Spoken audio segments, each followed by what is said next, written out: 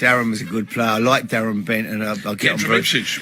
Yeah, good player. But I mean, I did upset him, obviously, and it was, we played at home to Portsmouth, and there was about a minute to go, and the ball came over. I think Darren was about a yard off the goal line, header, no goalkeeper in the goal, headed it wide, and went on TV after, and they said, what, you should have won the game. I said, well, I've got to be honest, my missus would have scored that. Darren wasn't best pleased with me. I don't think so. That was the end of our relationship, to be honest. But the amazing thing was, Al, a couple of years later, I've gone. Mel Morris, who owns Derby, asked me to go to Derby for 2 months to help out with Darren Wassell, who took over as caretaker. So I go down, Kevin's there. So I'm walking out first morning out on the training ground. I thought, oh no, Bent is there. Right now he hates the sight of me. I'm thinking he's been in that dressing room slagging me off. I bet he's giving me some right grief, Darren, in there this morning. I walk out on the training ground. As soon as I get on the side of the pitch, I'm only stood watching. The ball comes over, he's 25 yards out, he drops his shoulder, he hits a volley into the top corner. I've never seen a strike like it. I shout out, oi, Benty, my old woman couldn't have scored that one. He started laughing, everybody laughed, and that was the end of that. We broke the ice and we got on great. At the end of my second season at Spurs, when I knew Harry didn't want me, even though Harry played me towards the end of the season, it was obvious that he wanted me to move on because I think he wanted to bring in Peter Crouch, I think, or someone like that. So I was like, that's fair enough. So that we were scheduled to go to China or Hong Kong on pre-season, and I'm on the plane, and all day I'm saying, well, there's no point me going because I'm going to sign for Sunderland. And even Harry was saying, yeah, that's right. But Daniel said, you've got to go. I was like, okay, so we get on the plane now, the door shut, and then the chief exec, I can't remember his name at the time, he comes running back and going, oh, Darren, you can get off the plane now. I think a deal's been done. What? So exactly. So I'm sitting on the plane, like, the doors are shut, and then they say, oh no, Darren, you can get off the plane now because I think the deal with Sunderland's been done, so you don't have to come to Hong Kong or China. Had you put on your wee slippers and all that stuff on the but all the boys were laughing at me thinking, like, why are you even coming? Did you have your eye mask? I know everything, but it was just, did you put that lip gloss on? It's lovely, that, isn't it? So it was everything. So I had to get off the plane, obviously make my own way, get my bag, make my own way home from the airport. But then the worst part about it was the deal did not get done until they got back. So I set, if you can remember, I set that tweet out, didn't I, about will Daniel Levy stop, Tell us about it. I can't really say it on air what I tweeted, but this is the frustration. It's because I thought the deal would have been done, and you're talking 2 weeks later, because they went for 10 days. I'm sitting in my house doing nothing. I can't go up to Sunderland. I'm not allowed. I can't train. But for 2 weeks, I'm just sitting there in limbo because Daniel Levy is like picking the bones out of this deal. So you would have preferred to go over there, train, do all that sort of stuff with the team? No, I'd rather they just got the deal done when they said that it was going to get done. Yeah. Like the next couple of days, go up to Sunderland and meet my new teammates rather than having a week to prepare for the Premier League season. Why did it drag, do you know? Apparently he wanted to drain every last bit of money out of it. I think they paid 16, so he wanted to get close to it. But surely if you say, right, the deal's been done 2 weeks early, you think, oh right, I must be packing my bags and go up to Sunderland tomorrow or the next day. As I said, they came back and it still wasn't done. But again, the one I was talking to you about off the pitch was me and Paul Lambert.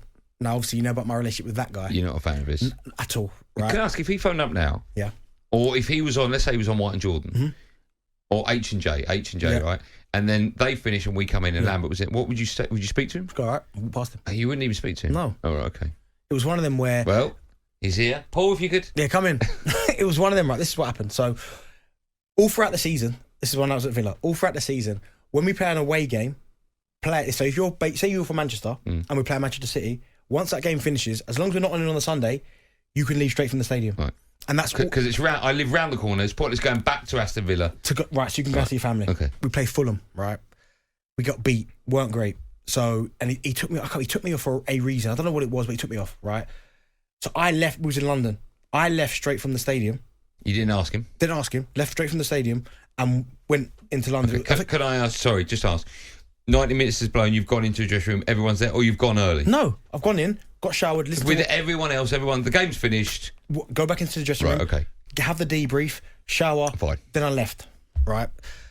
On the Monday, we've got open training, right? So we're sitting in the change room and we're all about to go out and his number 2, I can't remember his name, was like, oh, can everyone just sit around the dressing room? The manager wants to speak. So I was like, oh, what's going on?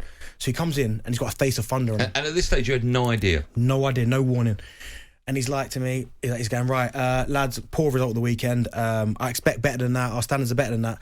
And we're training at the stadium, so it's an open training session. So that's where the fans can come, bring their kids.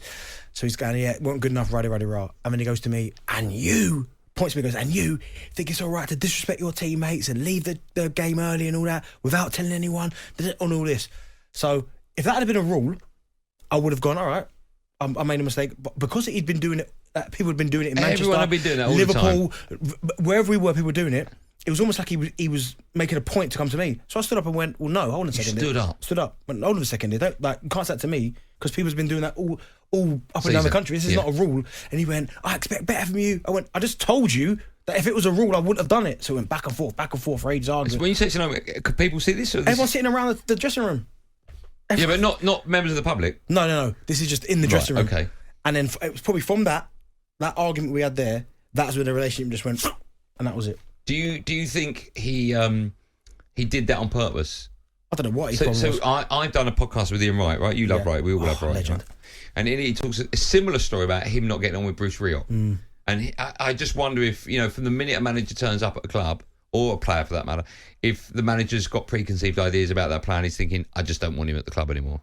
But did you feel that with Lambert? No, and the weird thing about Paul was that when he first got the job, I was on holiday. He was calling me up every 3 days, like, well, Bentley, what do you think happened at the end of last season? Because I was injured. I got injured and missed the Euros, I think, in 2012. Right. He was like, what had happened the previous season? Why do you think we ended that way? So we had a good relationship. Then he made me captain.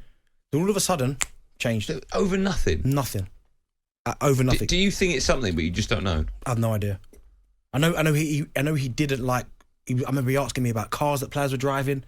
Like, should they be driving these cars? I'm thinking, well, hold on. A lot of the guys in our dressing room are internationals, so they can drive what they want. Do you think someone's told him something about you that perhaps isn't true? No, because I didn't do anything. No. How bizarre that it's just turned. Yeah, but there we go. Yeah. It's for another day. Earlier on in that season, we played Spurs at White Hart Lane, and I missed the penalty in that game. Ooh. Gomez saved it, right? So going back to now Stadium of Light. So I missed the penalty in that first game at White Hart Lane, so I was gutted about that. So they come to Stadium of Light, and I score after, I think it's 35 seconds or something like that. Wow. One. So that's one. Then we get a penalty in the I think the 25th or 30th minute, something like that. Score that one. So I'm thinking, well, I know I'm getting my hat-trick at some point today, because at that time Spurs weren't defending very well, was getting opportunities left, right and centre. So then I get a penalty after about 35 minutes. So I'm thinking, what should I do for a celebration? And to be fair, the first goal I scored, one of the Spurs fans threw a Dr. Pepper bottle that nearly hit me in the head. Right, so I was obviously livid about that. So I was angry about that. So it was pure emotion at this point. So I've got two. So I'm thinking, well, what celebration should I do now when I get the third? Hit the penalty. I changed my mind at last minute. Keeper saves it. Gomez saves it. Spurs fans are going crazy behind the goal. Even though they're losing 2-0, they're going crazy because I missed it, laughing their heads off. So that bothers me. Anyway, the game continues now. Second half, we get another penalty, 65th minute or something like that. Take it. I'm thinking, right, I'm just going to blast the life out of this one. He saves it again. No. So I missed the third one. I'm like, oh my God. And not only that, about 10 minutes later, I then get dragged off. No. Yeah, and I'm panicking because I come off, Spurs score, it's 2-1, we're obviously eggshells, thinking, oh my God, what's going to happen? I'm thinking I'm going to be the villain. And then Bolo Zenden pulled me out with an absolute crazy volley. Roy Keane. Okay, yeah. Got to be in there, and he just lunatic, angry. Again, some of the tackles, the arguments, his whole demeanour on the pitch. Obviously, there's rumours about him being quite tough off the pitch. I wouldn't know anything about that. But I remember Kevin Horlock actually telling me a story about Keane. Oh, this would be good. In Manchester. He reckons he saw him at a fish and chip shop. Now, I don't know how true this is, right? And he was just eating fish and chips with his hood up. And someone went up to him and pushed him or did something. And there was two of them. And apparently Roy Keane just finished them both off, picked up his chips and walked off and kept eating. I mean, we don't know if that's true or not, but that wouldn't surprise me. Yeah, I'm just telling you a story that I heard. No. I don't know if that's true or not, but that's what I heard. Did he have battered sausage, the fella? I don't know if it's battered sausage, but he just he had fish and chips and his hood was up. It was really, really scary, because he would just lose it. And I can understand when you've been a top player like Roy Keane was, one of the very best. In his head, he can't understand why us players at Aston Villa make certain mistakes. He just doesn't compute with him. Like, how can you not pass from there to there? Like, he just can't see it. But I remember this one particular game we played against QPR. We lost 2-1 down there. And he had us in the change room. Paul Lambert kind of just stepped to the side and Roy started talking. And honestly, it was a night game. I promise you, all the lights in the building, everywhere, all the families that we used to wait outside had gone because he was in the change room for 2 hours and he just went off for about 2 hours. But he went from talking about the Lucozade drinks that people drink, players getting too many massages, people doing yoga, like someone, I think Ron Vlaar had like a knee or an ankle injury or shin splints or something, and he was like, how can a player be out for that long with shin splints? Like it makes, honestly, and he just went going around the room picking faults, and no one really wanted to catch eye contact with him because the moment you made eye contact with him, he was going for you as well. So he was like, oh, and you, and everyone just sat there for 2 hours, like, and obviously you went outside, all the lights had gone off, the families had left. Did it make you play better the next time round? Well, listen, I can't remember what happened because I'm still traumatised by what happened that night. But honestly, he was crazy.